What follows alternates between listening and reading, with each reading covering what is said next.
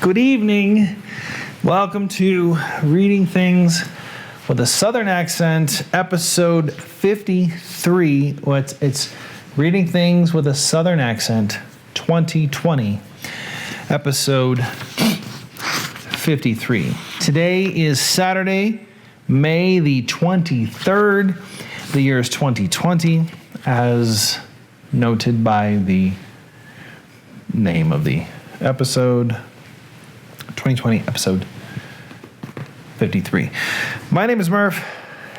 Thank you for joining me. We are a tad early this evening, this fine Saturday evening, because we're trying our best. There is a young gentleman who performs music around the county. His name is Bo Thomas. I actually used to play drums with him a couple of summers ago. Tons of fun.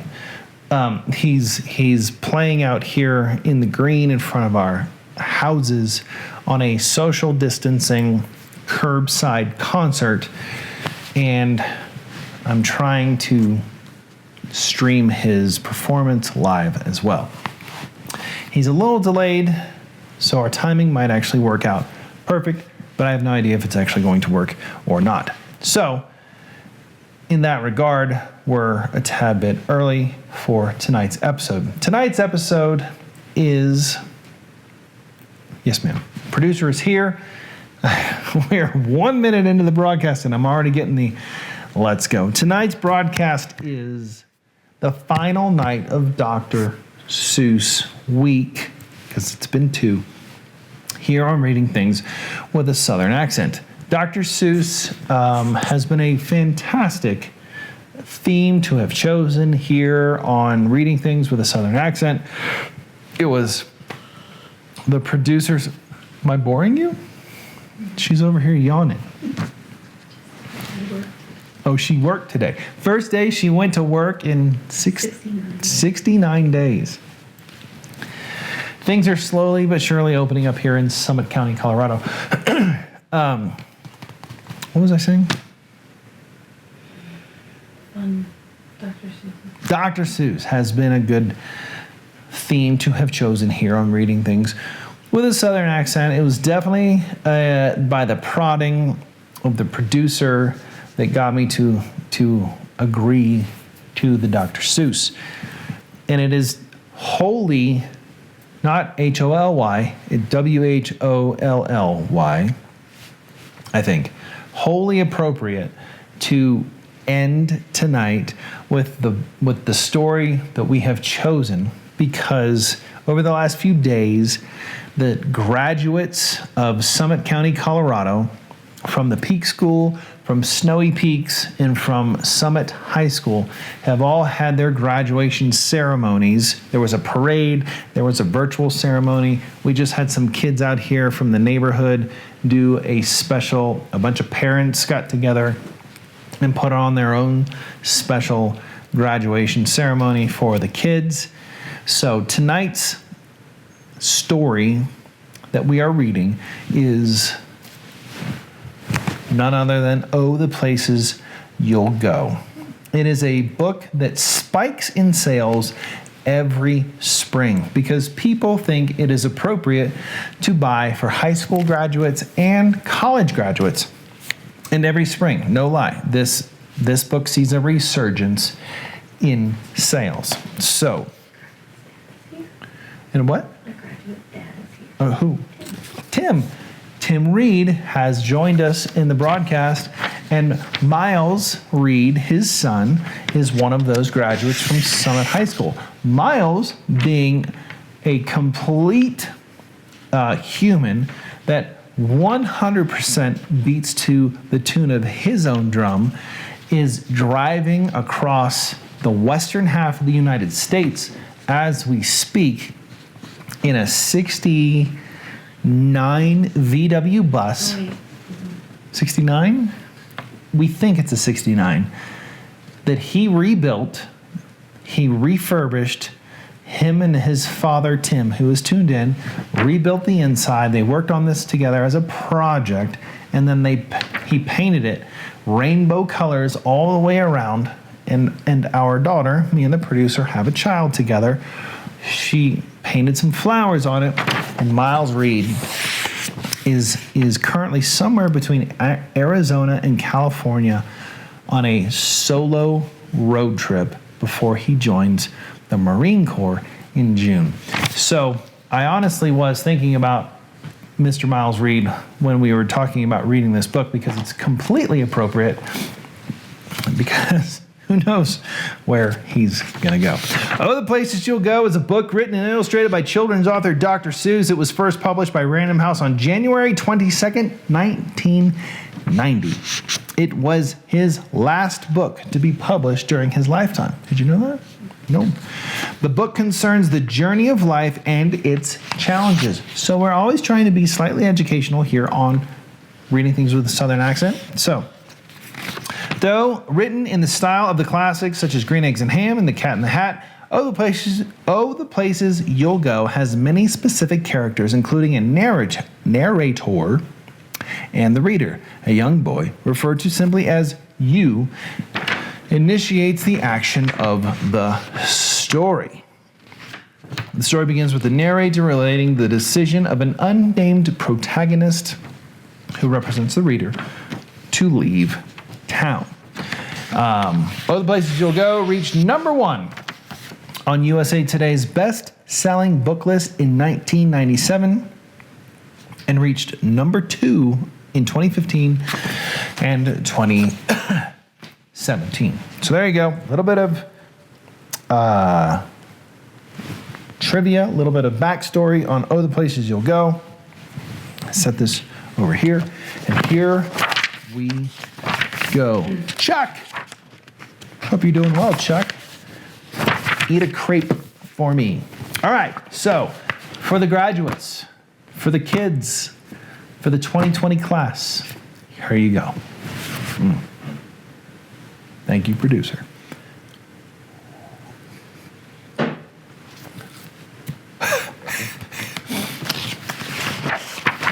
Congratulations. Sorry. Congratulations. Today is your day. You're off to great places. You're off and away. You have brains in your head. You have feet in your shoes. You can steer yourself any direction you choose. You're on your own. And you know what to do now. And you are the guy who'll decide where to go. You'll look up and down streets. Look them over with care.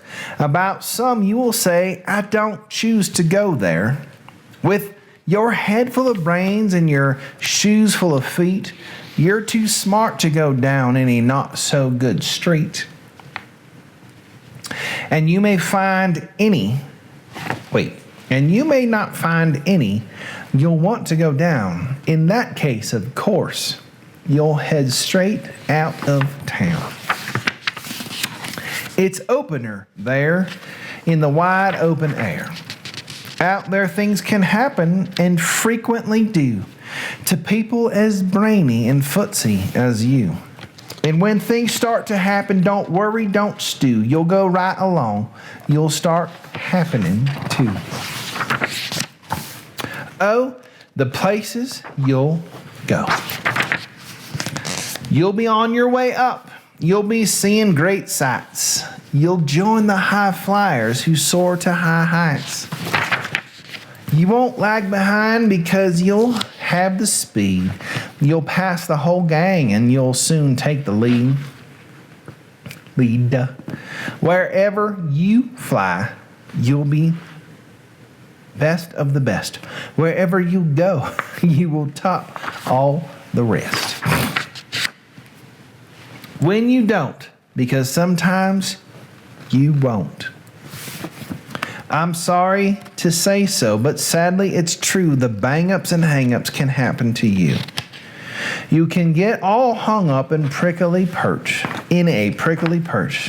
and your gang will fly on, and you'll be left in a lurch. You'll come down from the lurch with an unpleasant bump, And the chances are then that you'll be in a slump. And when you're in a slump, you're not in for much fun. Excuse me. Unslumping yourself is not easily done. You will come to a place where the streets are not marked. Some windows are lighted, but mostly they're dark. A place you could sprain both your elbow and chin. Do you dare stay out? Do you dare go in? How much can you lose? How much can you win? And if you go in, should you turn left or right? Or right and 3/4? Or maybe not quite? Or go around back and sneak in from behind? Simple, it's not. I'm afraid you will find. For a mind maker upper to make up his mind, you can get so confused that you'll start into race down long wiggle roads at a break-necking pace. Excuse me, I didn't cover. I know that might freak some of y'all COVID people out. It's not the COVID, it's definitely allergy season here in the high country. Whew. And grind on for miles across weirdish wild space, headed, I fear, toward the most useless place, the waiting place. For people just waiting for a train to go, or a bus to come, or a plane to go, or the mail to come, or the rain to go, or the phone to ring, or the snow to snow, or waiting around for a yes or no, or waiting for their hair to grow.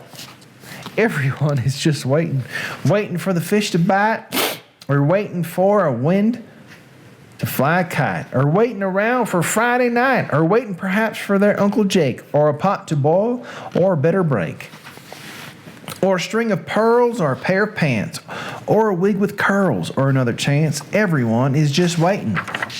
No, that's not for you. Somehow you'll escape. In that waiting and staying, you'll find the bright places where boom bands are playing.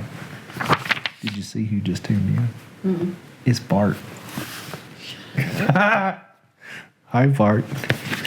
With banner flip-flapping, what's more, you'll ride high, ready for anything under the sky, ready because you're that kind of a guy.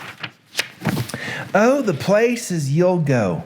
There is fun to be done. There are points to be scored. There are games to be won. And the magical things you can do with that ball will make you the winningest winner of all. Fame. You'll be famous, as famous can be, with a whole wide world watching you win on TV. Except when they don't, because sometimes they won't. I'm afraid that sometimes you'll play lonely games too. Games that you can't win because you'll play against you. All alone, whether you like it or not. Alone with something, you'll be quite a lot. And when you're alone, there's a very good chance you'll meet things that scare you right out of your pants. There are some down the road between hither and yon that can scare you so much you won't want to go on. But on you will go, though the weather be foul. On you will go, though your enemies prowl. On you will go, through the hacking cracks howl. Onward,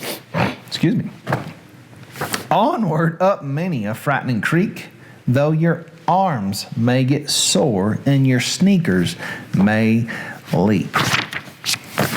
On and on you will hike, and I know you'll hike far and face up to your problems, whatever they are.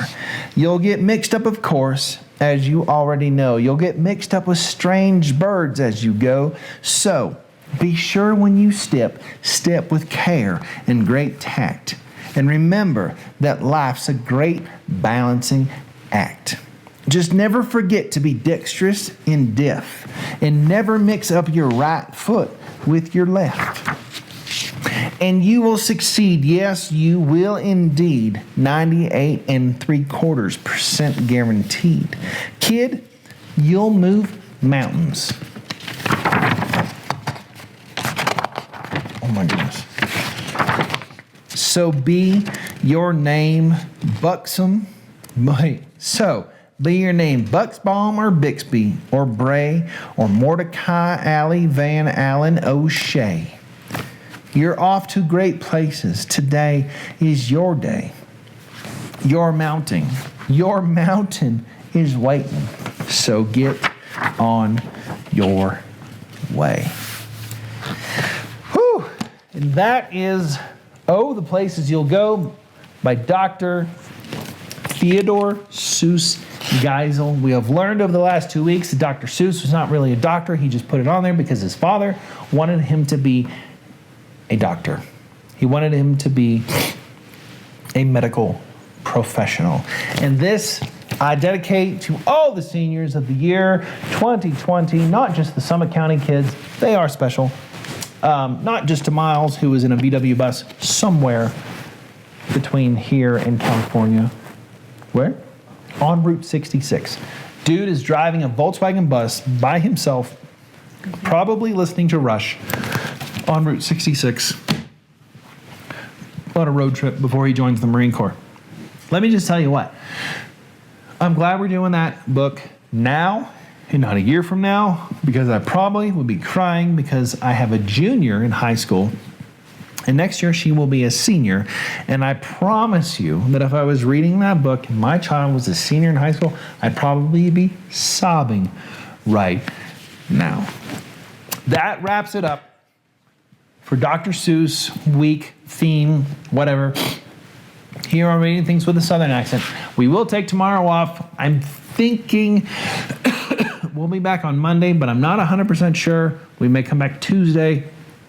Having Sunday and Monday off last week was kind of nice. So we'll figure that part out. I do have to go to Denver, do an airport run, but we're talking about either doing Jane Austen or Mark Twain next week. What? Or an idea just phoned in from the producer. Wait, she's over here from the producer. We might do Harry Potter. I do have all of the books. So, producer and I will confer. We'll be back on Monday or Tuesday. I will let you know. Thank you for tuning in. Bart, I hope you're still watching because that makes me happy. And Tim, tell your son we're proud of him, and we hope that he has a successful rest of his journey before he gets back to Colorado. Gretchen is crying. We love you, Gretchen. He's a good dude. We're happy, and we're proud of him. My name is Murph. It is 5:45 here. We're going to shut this down. I'm going to grill some burgers. We're going to hopefully do some live stuff out on the lawn with a live concert. I'm getting the wrap over here from the producer, so it's time to go. Enjoy, and as always, during the coronavirus, coronapocalypse, COVID-19 lockdown, please wash your hands. Good night.